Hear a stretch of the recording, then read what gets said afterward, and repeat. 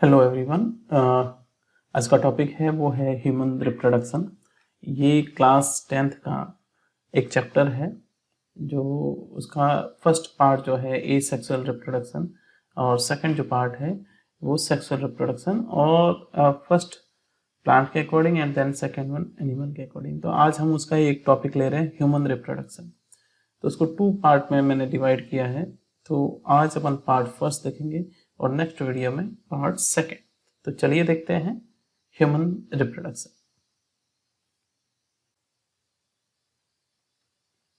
Okay, तो topic का name है reproduction in human being.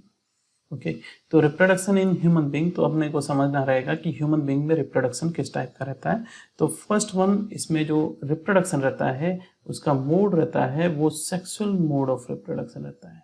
Okay, sexual mode of reproduction means here is the formation of germ cells, gametes जो है उसमें form होंगे, fertilisation process होगा एंड देन आफ्टर फर्टिलाइजेशन जो new born progeny है उसका फॉर्मेशन होगा।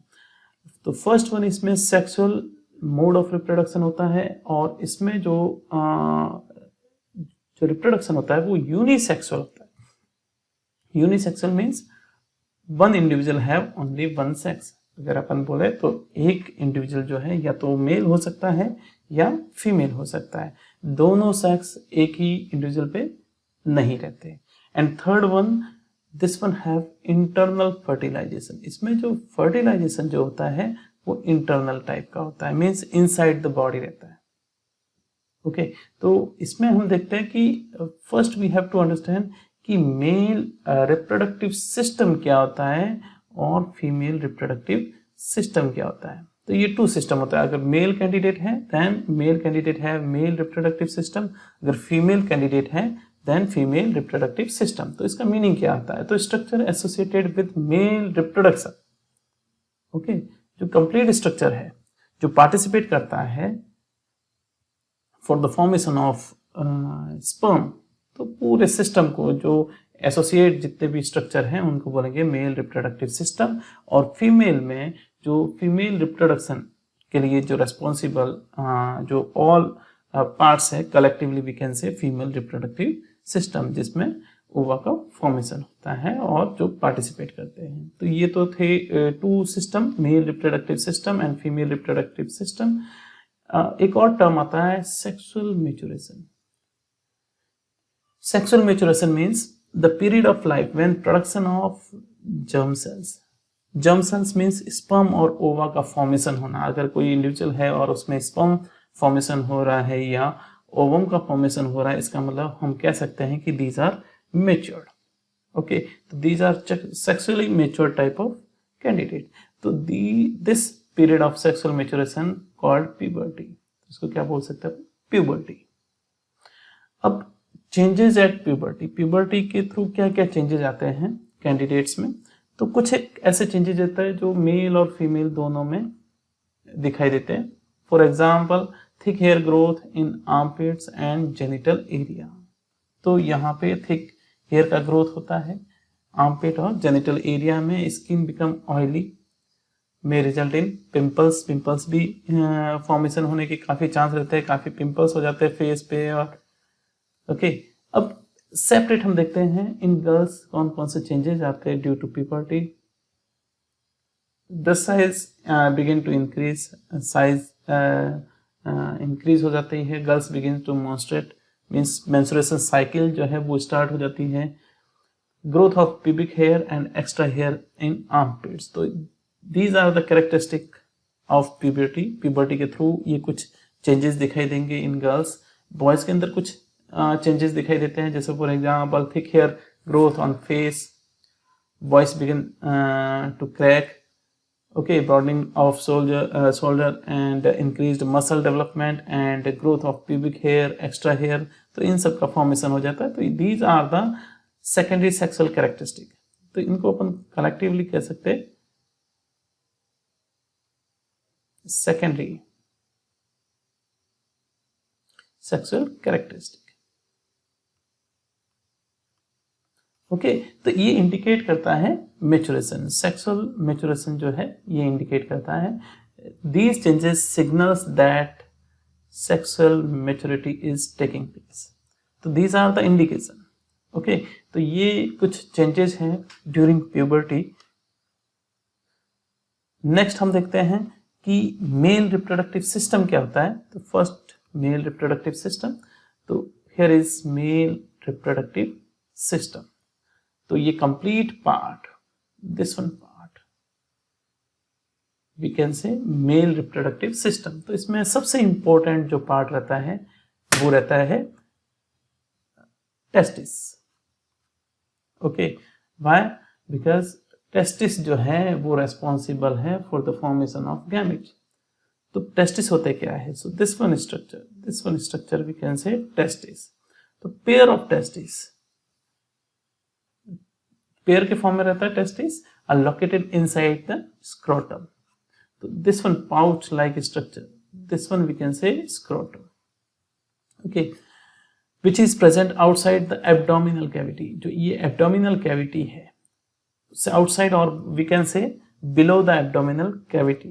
Scrotum has relatively lower temperature. अगर scrotum में temperature अगर देखें तो जो body temperature रहता है उससे -2 to 2.5 डिग्री, 2 to 2.5 डिग्री, जितना बॉडी का टेम्परेचर है उससे 2 डिग्री या 2 से ज़्यादा डिग्री कम ही रहता है. वो टेम्परेचर रेगुलेट करता है स्क्रोटम और ये टेम्परेचर अप्रोप्रिएट होता है for the formation of germ cells. Okay so needed for the production of sperms. तो स्पर्म जो फॉर्मेशन होते हैं उसको लोअर टेम्परेचर चाहिए, जो कौन प्रोवाइड कर रहा है? स्क्रोटम. तो this one structure called as scrotum, this one pouch like, and उसके अंदर रहता है testis. Male germ cell sperm are formed here. Okay तो इसकी अगर अपन बात करते हैं कि male germ cell means sperm. Okay और स्पर्म का फॉर्मेशन कहाँ होता है? फॉर्मेशन कहाँ पे होगा? टेस्टिस के अंदर. ये फर्स्ट वन फंक्शन हो गया. And second one is testis release male sex hormone, और जिसका नेम है टेस्टोस्टेरोन. तो टेस्टोस्टेरोन जो है उसका फॉर्मेशन कहाँ पे होता है? In testis, because testis a type of gland, endocrinal gland, और वो फॉर्म करता है टेस्टोस्टेरोन. ओके और टेस्टोस्टेरोन के वापस 2 फंक्शंस है. First regulate production of sperm. तो स्पर्म का जो फॉर्मेशन हो रहा है उसको रेगुलेट कौन कर रहा है? इसको रेगुलेट कर रहा है testosterone. And second one is bring changes at puberty. जितने भी सेकेंडरी सेक्सुअल कैरेक्टरिस्टिक अपन ने देखे जो अपनी बॉडी पे विजिबल होते हैं, वो सारे कौन किसके थ्रू होता है? Testosterone, due to the secretion of testosterone. Okay scrotum, अपन स्क्रोटम की बात कर रहे हैं. This one pouch like structure. The scrotum is a pouch of skin.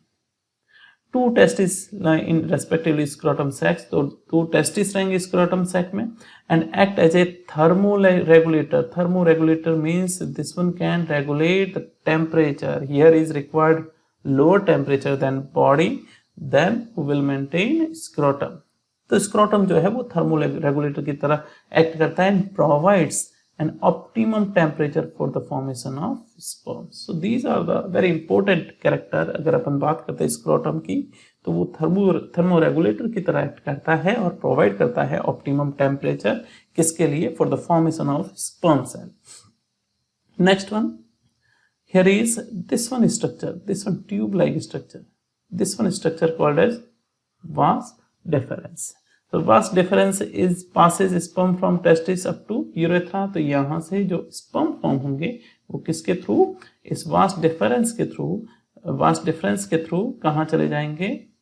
Next urethra की तरफ चले जाएंगे. ओके तो this one function of vas deferens, this one tube like structure. Next है यूरेथ्रा. ये जो है external genitalia, this one penis, and here is this one tube called as urethra. Okay और यूरेथ्रा का मेन फंक्शन क्या है? It is common Passage.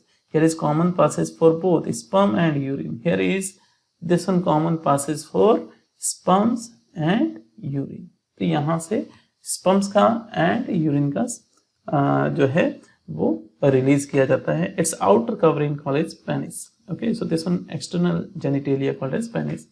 Associated glands. तो associated glands, first one is seminal vesicles. So seminal vesicles, this one is seminal vesicles. Okay, prostate glands. So these are prostate glands.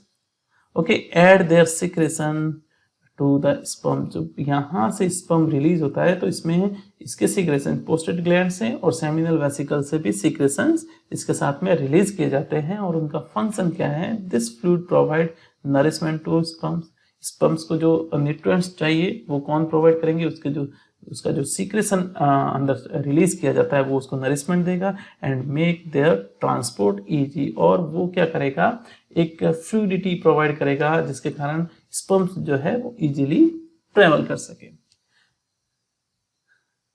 Sperm along with secretions. अब ये secretions prostate gland भी secrete कर रहा है type of chemical substance and seminal vesicles भी secrete कर रहा है वन सीक्रेशंस. तो कलेक्टिवली अपन क्या कर सकते, इसको कंप्लीटली क्या बोलते हैं? सीमन.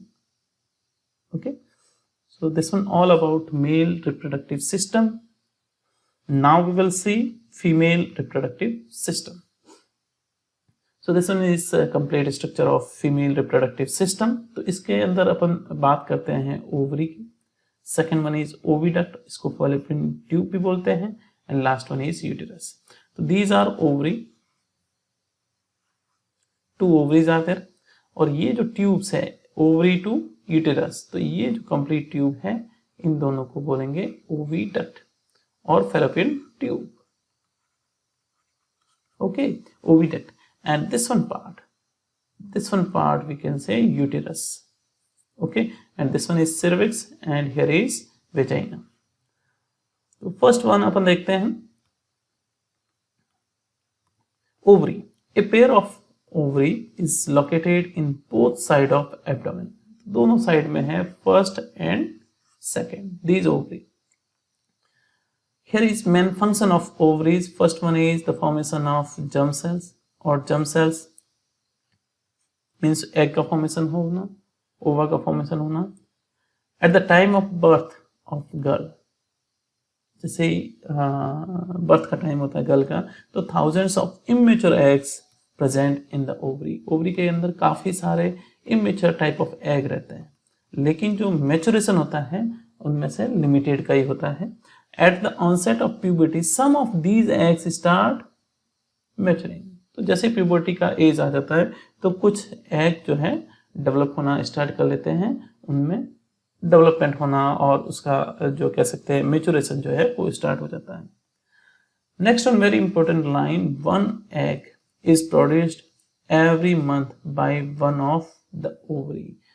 जैसे सपोज करो फर्स्ट 1 मंथ तो यहाँ से एक एग रिलीज होगा, मैच्योर्ड एग.